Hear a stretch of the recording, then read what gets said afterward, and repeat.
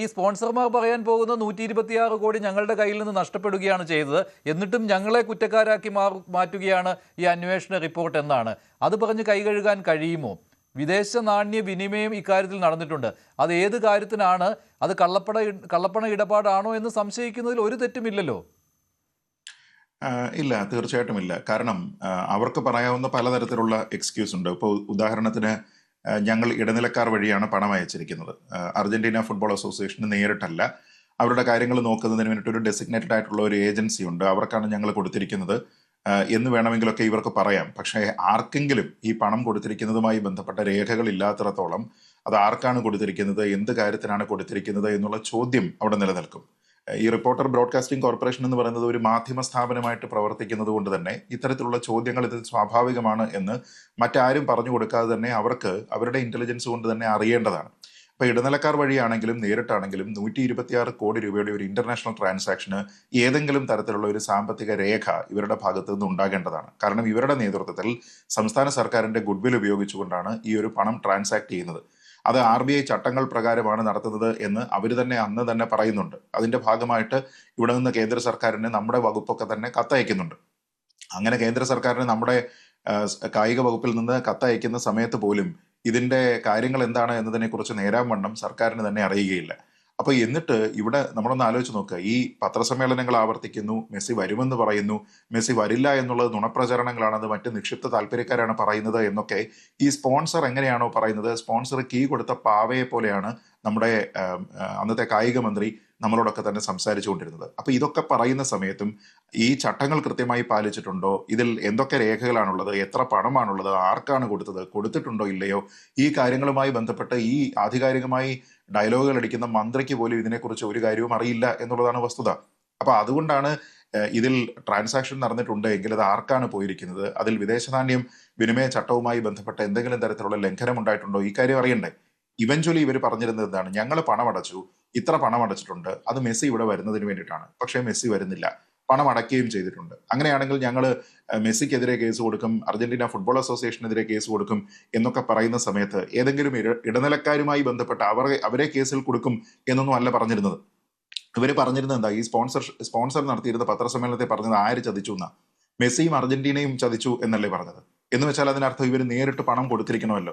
അതല്ല എങ്കിൽ ഒരു ഇടനിലക്കാരനുമായിട്ട് വഴിയാണ് കൊടുത്തിരുന്നതെങ്കിൽ ഇടനിലക്കാരൻ ഈ പണം കൊടുത്തിട്ടുണ്ടോ കറക്റ്റ് സമയത്ത് എന്നതുമായി ബന്ധപ്പെട്ട് അവരെയല്ലേ സംശയിക്കേണ്ടത്.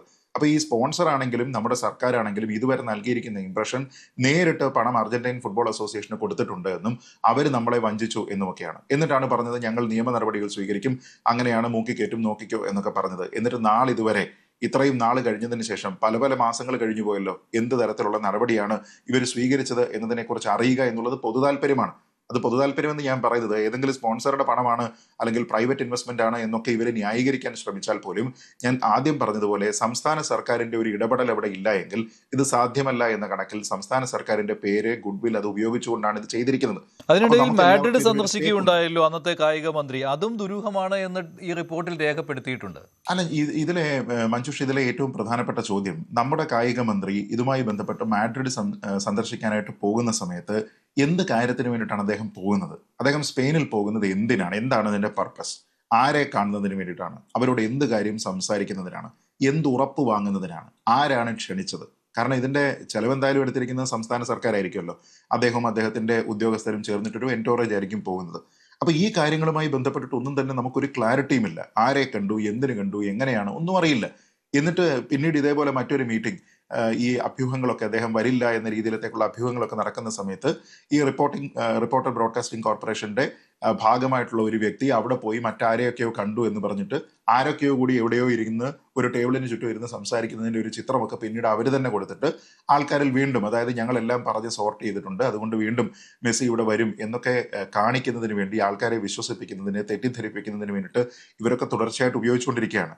അങ്ങനെ സർക്കാരിന്റെ പേര് ഉപയോഗിച്ചുകൊണ്ട് നടത്തുന്ന ഏതൊരു കാര്യവുമായി ബന്ധപ്പെട്ട് ഒരു അക്കൗണ്ടബിലിറ്റി അവിടെ സർക്കാരിന് കൂടി ഉണ്ട് എന്നുള്ള ഒരു കാര്യത്തിനെ കുറിച്ച് ആ പഴയ സർക്കാർ പൂർണ്ണമായിട്ട് മറന്നു എന്നത് മാത്രമല്ല, ആ താളത്തിന് തുള്ളുന്നതിന് വേണ്ടിയിട്ട് മുഖ്യമന്ത്രി അടക്കമുള്ള ആൾക്കാർ ശ്രമിച്ചത് കൊണ്ടാണ് നേരത്തെ മഞ്ജുഷ് ഇവിടെ സൂചിപ്പിച്ചതുപോലെ സാധാരണ ഗതിയിൽ എങ്ങനെയാണോ ഒരു സ്റ്റേഡിയം ഒരാളിന് അത് മെയിൻ്റനൻസിനായിക്കോട്ടെ മറ്റെന്ത് പരിപാടിക്കായിട്ടും അതിനെ കൈമാറുന്നത്, അതിനെ എല്ലാം തന്നെ ലംഘിച്ച് സ്പെഷ്യൽ അപ്രൂവൽ കൊടുത്ത് എല്ലാ കാര്യത്തിനും ഇദ്ദേഹത്തിനെ എക്സംപ്റ്റ് ചെയ്തുകൊണ്ട് ആ സ്റ്റേഡിയം പോലും കൊടുത്തത് എന്ത് ഉത്തരവാദിത്തമാണ്? അതിൽ ചെയ്യാൻ ആരംഭിച്ച പണി പൂർത്തിയാക്കിയോ? എന്തൊക്കെയോ കാര്യങ്ങൾ എവിടെയൊക്കെയോ വരെ ചെയ്തതിന് ശേഷം പിന്നീട് വരില്ല എന്നൊരു പക്ഷേ ഉറപ്പായതുകൊണ്ട് ആ രീതിയിൽ അങ്ങ് പോയി. ഇവിടെ വന്നിട്ട് നെടുങ്കൻ ഡയലോഗ് മാത്രമാണ്. ഓസ്ട്രേലിയയുടെ ടീം വരും, മറ്റേ ടീം വരും, മറിച്ച ടീം വരും എന്നൊക്കെ പറഞ്ഞിട്ട് വെറുതെ ഡയലോഗുകൾ അടിക്കുന്നു എന്നതിനപ്പുറത്തേക്ക് ഇതിൽ ഏതെങ്കിലും ടീമിനെ കൊണ്ടുവരാനായിട്ട് എന്തെങ്കിലും പണം കൊടുത്തിട്ടുണ്ടെങ്കിൽ അതുമായി ബന്ധപ്പെട്ട കാര്യം പറയണ്ടേ? നമുക്ക് എല്ലാവർക്കും അന്ന് കൃത്യമായിട്ട് അറിയാവുന്ന ഒരു കാര്യമാണ് ഈ മാർച്ച് വിൻഡോ എന്ന് പറയുന്നത് പൂർണ്ണമായിട്ടും തട്ടിപ്പാണ് എന്ന്. ആദ്യ സമയം മുതൽ നമ്മൾ ഇതുമായി ബന്ധപ്പെട്ട് അഭിപ്രായം പറയാറുണ്ട്, ഫേസ്ബുക്കിൽ പോസ്റ്റ് ഇടാറുണ്ട്, ഇവരെ ട്രോൾ ചെയ്യാറുണ്ട്. കാരണം ലോകകപ്പ് പടിവാതിൽക്കൽ വന്ന് നിൽക്കുന്ന ഒരു സമയത്ത് ഇന്ത്യ പോലെയുള്ള ഒരു ഫുട്ബോൾ ഭൂപടത്തിൽ വലിയ കാര്യമായിട്ടുള്ള ഒരു പ്രാതിനിധ്യം ഇല്ലാത്ത ഒരു സ്ഥലത്ത് വന്നിട്ട് അവരുടെ പ്രൈം പ്ലെയേഴ്സിനെ കൊണ്ടുവന്ന് ഒരു എക്സിബിഷൻ മാച്ച് കളിപ്പിച്ചിട്ട് അവരുടെ ഹെൽത്ത് റിസ്ക് ചെയ്യുന്നതിന് വേണ്ടിയിട്ട് ഒരു ഇഞ്ചുറി ഉണ്ടാക്കാനുള്ള ഒരു സാധ്യത ഉണ്ടാക്കാനായിട്ട് ഏത് ഇന്റർനാഷണൽ ടീമാണ് ശ്രമിക്കുക? അതും ലോകകപ്പ് ഡിഫെൻഡ് ചെയ്യാൻ പോകുന്ന അർജന്റീന അവരുടെ ഏറ്റവും സ്റ്റാർ പ്ലെയർ ആയിട്ടുള്ള മെസ്സി അടക്കമുള്ള ആൾക്കാരെ കൊണ്ടുവന്നിട്ട് ഇവിടെ ആ രീതിയിലത്തേക്ക് പ്രദർശനമൊക്കെ ലോകകപ്പിന് ഏതാണ്ട് 1-2 മാസം മുമ്പ് ചെയ്യും എന്ന രീതിയിലത്തേക്ക് താങ്കൾ ഓർക്കുന്നുണ്ടാവും. നമ്മുടെയൊക്കെ ചർച്ചകളിൽ നമ്മൾ ഇതേ കാര്യങ്ങൾ പറഞ്ഞതാണ്. പക്ഷെ അത് നമുക്കാർക്കും വിവരമില്ല എന്ന രീതിയിലാണ് വാർത്താ സമ്മേളനം നടത്തി റിപ്പോർട്ടർ ബ്രോഡ്കാസ്റ്റിംഗ് കോർപ്പറേഷന്റെ പ്രതിനിധി ആൻഡോ അഗസ്റ്റിനാണ് അന്ന് വാർത്താ സമ്മേളനം നടത്തിയത്. അദ്ദേഹം ഇതെല്ലാം തള്ളിപ്പറയുന്ന ഈ രീതിയിലായിരുന്നു. അദ്ദേഹത്തെ അർജന്റീന ടീമും ലയണൽ മെസ്സിയും അദ്ദേഹത്തിന്റെ കൈവെള്ളയിലാണ് എന്ന രീതിയിലായിരുന്നു പ്രതികരണം വന്നുകൊണ്ടിരുന്നത്. അതെ മഞ്ജുഷ്, ഞാൻ പറഞ്ഞത് ആൻഡോ എന്തും പറയട്ടെ, പക്ഷെ അപ്പോഴും ഉത്തരവാദിത്വം ആരുടേതാണ്? സർക്കാരിൻ്റെതാണ്. മന്ത്രി അബ്ദുറഹ്മാൻ എന്തൊരു പുച്ഛമായിരുന്നു എന്ന് ആലോചിച്ച് നോക്കൂ. പണ്ട് ഇവിടെ പണമുള്ള ആൾക്കാർ മാത്രം ക്രിക്കറ്റ് കളി കാണാൻ വേണ്ടിയിട്ട് സ്റ്റേഡിയത്തിലേക്ക് വന്നാൽ മതി എന്ന് പറയുമ്പോൾ തന്നെ ഈ സ്പോർട്സ് മന്ത്രി സ്പോർട്സിനെ എത്രത്തോളം ജനകീയമാക്കാൻ താല്പര്യമുള്ള ആളാണ് എന്ന രീതിയിൽ നമ്മളെല്ലാവരും തന്നെ കാണുകയും അദ്ദേഹത്തിനെ വിമർശിക്കുകയും ചെയ്തിരുന്നതാണ്. അപ്പോൾ ആ ഒരു വ്യക്തി പിന്നീട് ഇതെന്തോ തൻ്റെ വലിയ ഭരണ നേട്ടമാണ് എന്ന കണക്കിൽ ഇതിൽ യാതൊരു വിധത്തിലുള്ള ഇന്റലിജൻസും ഇന്നത്തെ കായിക മന്ത്രി പറഞ്ഞിരിക്കുന്നത് പോലെ ഏതെങ്കിലും സ്റ്റാർ പ്ലെയറെ കൊണ്ടുവരിക എന്നതിനപ്പുറത്തേക്ക് നമ്മുടെ നാട്ടിൽ കളി സൗകര്യങ്ങൾ വർദ്ധിപ്പിക്കുക, ഇവിടെ നല്ല പ്ലെയേഴ്സിനെ ഉണ്ടാക്കിയെടുക്കുക എന്നുള്ള ഒരു കാര്യത്തിന് പണം ചെലവഴിക്കുന്നതിന് പകരം ഇവരുടെ ഫോക്കസ് മുഴുവനും 100 കണക്കിന് കോടി ഏതെങ്കിലും ഒരു രീതിയിലേക്ക് കൊണ്ടുവന്ന് ആരെയെങ്കിലും ഇവിടെ കൊണ്ടുവന്ന് കഴിഞ്ഞു കഴിഞ്ഞാൽ, ഞാനും മലപ്പുറത്ത് നിന്നുള്ള ആളാണല്ലോ, അപ്പോൾ പിന്നെ അവിടെ ക്രിക്കറ്റ് ഈ ഫുട്ബോളിന് വലിയ ഫോളോവിങ് ഉള്ളത് കൊണ്ട് ഞാനങ്ങ് ജയിച്ചു പോകുമെന്നൊക്കെ ആയിരിക്കും ഒരുപക്ഷെ അദ്ദേഹം ഈ രാഷ്ട്രീയമായിട്ട് ഇതിനെ കണ്ടത്. ആ രീതിയിലത്തേക്കുള്ള ഒരു ചിന്ത ഇവിടുത്തെ യുവാക്കളെ ആകർഷിക്കുന്നതിന് വേണ്ടിയിട്ട് ഈ ഇലക്ഷന്റെ ഒരു മെയിൻ ക്യാമ്പയിൻ ലീഡ് ചെയ്യുന്നതിന് വേണ്ടി ഞങ്ങൾ മെസ്സിയെ കൊണ്ടുവന്നു എന്നൊക്കെ പറയുന്നതിന് വേണ്ടിയിട്ട് ഈ LDF സർക്കാരും ശ്രമിച്ചിട്ടുണ്ട്. അവരെ അത്ര രീതിയിലത്തേക്ക് തെറ്റിദ്ധരിപ്പിച്ചിട്ടുണ്ട്. അതിന്റെ ഫലമായിട്ട് അദ്ദേഹത്തിന് വീട്ടിലിരിക്കേണ്ടി വന്നിട്ടുണ്ട്. വി അബ്ദുറഹ്മാന് വീട്ടിലിരിക്കേണ്ടി വന്നു. അദ്ദേഹത്തെ വലിയ മാർജിനിൽ തന്നെ അവിടുത്തുകാർ തോൽപ്പിക്കുകയും ചെയ്തു. മലപ്പുറത്തെ അവഹേളിക്കുന്നതിന് തുല്യമായിരുന്നു അദ്ദേഹത്തിന്റെ പ്രസ്താവനകൾ. കൂടുതൽ വാർത്തകൾക്ക് news 18 Keralam YouTube channel subscribe ചെയ്യുക.